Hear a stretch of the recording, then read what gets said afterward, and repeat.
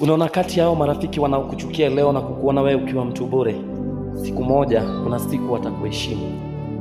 Unaona, kati yao marafiki wanaona kama wakati mwingi unawaambia katika mzaa siku moja utaomoka, there is a day that wewe siku ikifika watatoa hadithi yako na historia yako. Lakini lazima ukuwe mtu mwenye siri. Wakati unapofanya mambo yako, sio kila mtu anaipenda.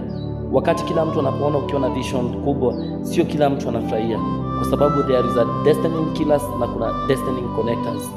Destiny connectors ni wachache sana na hawapatikani ovyo ovyo. Ili upate kufika katika step hiyo, utakuwa umepatana na destiny killers wengi sana. Kwa hivyo kila wakati unapofanya kitu, usikuwe mtu mwepesi wa kutoa siri zako ovyo ovyo. Kumbuka, hata dhahabu upitie kwenye moto ndio ipate kung'aa.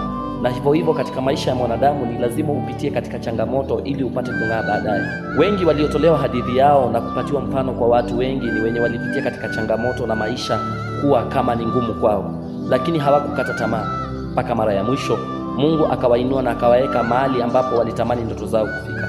Usiwahi danganywa kwamba Mungu huchagua. Mungu ni mwaminifu na hubariki mtu. Anaweza kubariki hata mtoto, anaweza kukubariki kupitia kwa mtu yeyote yule.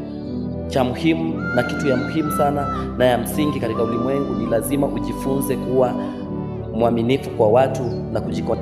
Sababu ukiwa mwaminifu kwa watu wanaweza kufanya ukapata kuwa na virahisi sana ya kufikia ndoto yako. Na usiwe mwepesi wa kuamini kila mtu ovyo ovyo.